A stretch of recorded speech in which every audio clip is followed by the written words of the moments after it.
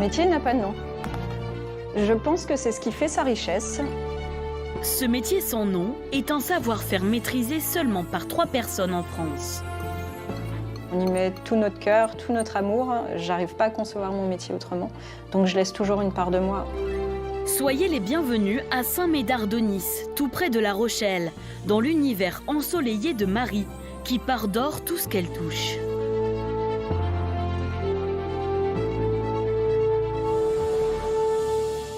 Et tout commence par la pose d'une feuille d'or sur le verre.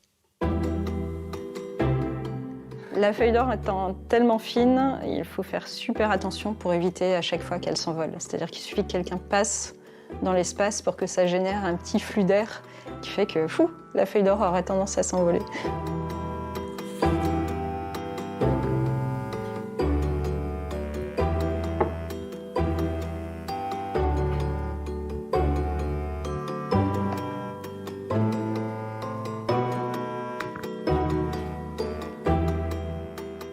Je peux la déplacer dans le cadre. On enlève les bulles d'air aussi, et hop, et je peux la positionner à l'endroit que je souhaite. Elle glisse naturellement, comme elle est sur l'eau. Et ça, c'est quelque chose d'assez chouette. J'aime bien cette phase-là. Son amour de l'art et du patrimoine, c'est à ses blessures que Marie les doit. J'ai perdu ma mère quand j'étais assez jeune et c'est vrai qu'elle m'avait transmis cette relation à l'art qui me plaisait bien. Et quand j'ai perdu ma mère, j'ai eu un moment où, pour faire ma catharsis, j'ai dessiné et je suis tombée dedans naturellement. Et c'est devenu presque une évidence quand j'ai passé mon bac qu'il fallait que je devienne restauratrice. Mais c'est vrai que je me suis servie de la restauration des œuvres d'art pour pouvoir me guérir moi-même. Et au chevet des œuvres, elle tombe amoureuse du verre églomisé, une technique séculaire consistant à graver de l'or sur du verre avec laquelle elle crée aujourd'hui des pièces de prestige allant du tableau aux parois de douche jusqu'aux crédences de cuisine.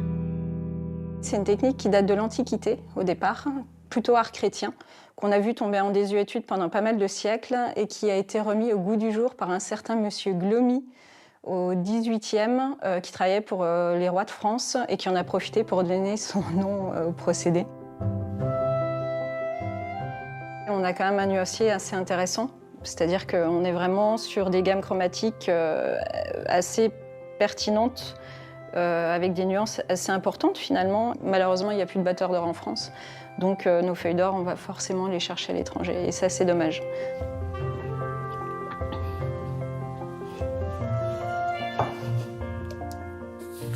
De longues heures de séchage et un effet miroir spectaculaire apparaît. Place à la gravure.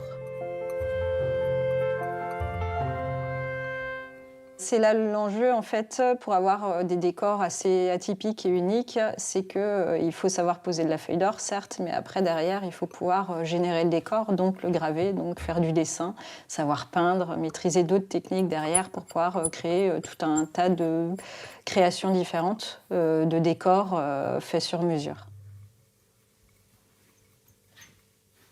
C'est un peu comme les cartes magiques pour les enfants. En gros, on part d'une toile où j'ai posé la feuille d'or partout. Et puis, effectivement, c'est comme si je venais retirer ce qui ne m'intéresse pas pour refaire sortir le décor progressivement.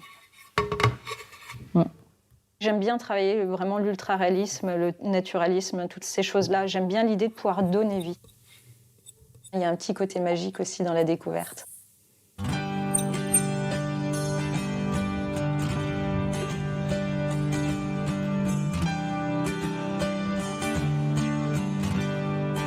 Mais l'amour de l'or et des belles choses a aussi conduit Marie à restaurer des pièces monumentales, comme la Viola, un voilier datant de 1908, dont elle a refait entièrement les dorures il y a 5 ans. Quand je suis arrivée sur le chantier la première fois, il y avait un côté très impressionnant. Je me suis retrouvée à commencer à poser la feuille d'or vers 14 h et à terminer à 7h28 le matin. Je m'en souviens encore, le moment où je suis descendue de l'échafaudage.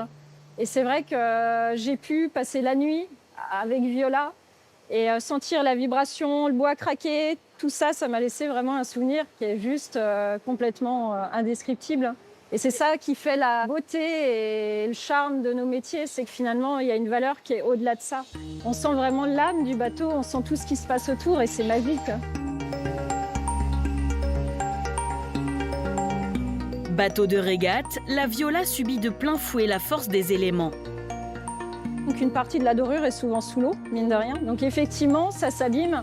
Donc l'idée, c'est de vraiment pouvoir lui apporter ce dont elle a besoin. Et c'est une belle histoire d'amour avec Viola, en tout cas.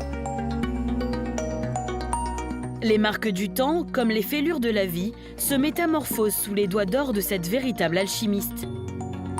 Sa créativité n'a aucune limite. C'est une technique de restauration japonaise qui consiste à réparer normalement la céramique. Marie adapte la technique du kintsugi au miroir. J'aime bien cette idée de pouvoir transmettre quelque chose, transmettre leur âme, mais pouvoir les sublimer suffisamment pour qu'on puisse non pas les jeter comme ce qu'on fait plus communément, mais pouvoir leur redonner une seconde vie dans un nouveau cadre avec effectivement un peu de décoration. Créer, sublimer, transcender, c'est tout le talent de Marie. Un savoir-faire précieux au service du beau. Heureuse, oui, en fait, je me rends compte que même si c'est difficile tous les jours, même si je dois sacrifier énormément, je suis incapable de faire autre chose aujourd'hui. On tient par passion. L'objectif suivant maintenant, c'est d'en vivre décemment.